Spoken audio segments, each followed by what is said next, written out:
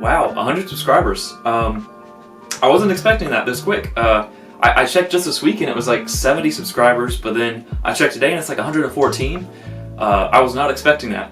Well, so thank you guys for subscribing, and thank you guys for continuing to check out my videos. I thought I had a lot more time to kind of plan something. All I can do today, what I have time for today, is I thought it'd be fun to kind of show you the collection of playing cards that I have. So you know what, let's go ahead and get started, and at the end I'll introduce you to these babies.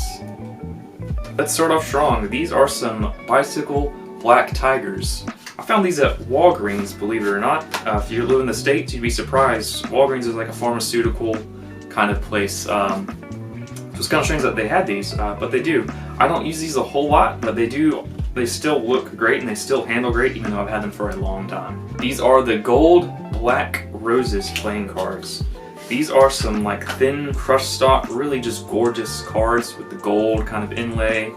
They look incredible, they feel incredible. They handle extremely well. I just never get a chance to use them just because they look so nice. I never want to ruin them. Bicycle Ghosts. Iconic would be an understatement. I've had these for a while. As you can tell, the tuck box is pretty torn. And when in new condition or great condition, these decks still go for like $20, $30 because they're out of print. These cards were kind of all the rage back in, you know, the early mid 2010s. These are Bicycle Black Ghosts, basically the inverse of the regular white ghosts. If you thought the standard white ghosts were edgy, you gotta check these things out. These are ridiculous. When the Bicycle Ghosts were popular, I actually wasn't old enough to have my own debit card and to purchase them myself, but Bicycle did come out with these limited edition white cards, and I used these a lot when I was first learning Magic. If you were like me and your mom wouldn't order a set of ghosts for you, you probably ended up with this deck of playing cards.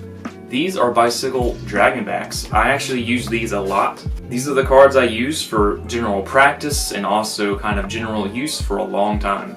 They're one of the few standard Bicycle decks that actually came with a double back card. Now we're getting into the really good stuff. These are the marked Maiden Backs from Penguin. For standard work, these are the cards of my choice. Simply because these cards feel great, they're thin crust stock, and they have a very deceptive, hard to see, but easy to read marking system. They also come with a standard double back and blank faced card. And plus the Maiden is a lot nicer to look at than the standard baby riding a bicycle on the standard rider backs. Now we're getting into some gaffed or gimmick deck territories. This is a standard invisible deck. If you don't know what an invisible deck is, basically the audience member can name any card, and whatever card they name, it'll be the only card that is turned face up in the entire deck. The invisible deck is probably my favorite card trick, if you can call it a card trick. This is a Brainwave deck. If you like the idea of the invisible deck, but you would like to take it up a notch, this is for you. Any card is named, and that is the only card that is face up in the entire deck of cards. But not only that, it's actually the only one with the different colored back. This is one of the best kept secrets in Magic. I've shown this off before, but I don't want to tell you exactly what it is if you don't already know already. Let's just say that I always know what the card is that they're going to pick. I guarantee you haven't heard of this. This is the deck that shuffles itself. This deck really does shuffle itself. As you can see, all the cards are different and they're all mixed the correct way. But if I just give these cards a snap, the deck will shuffle itself, because look, all the cards are now mixed face up and face down. That's not it. That's not the whole thing.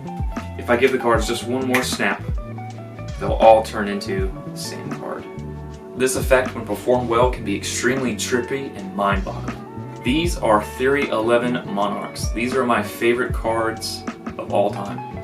Just look at these things. They are absolutely gorgeous. With that deep red with the gold trim, these are my favorite cards. They don't have any gimmick versions of the decks or gimmicked cards, and there is no marking system, so I generally use Penguin's marked deck for most of my general work. I did say there were no gimmick versions of the decks, but that doesn't mean you can't make your own. This is an invisible deck made out of Theory 11's Monarchs. Any card could be named, and that card will be the only card that is face down among all the face-up cards.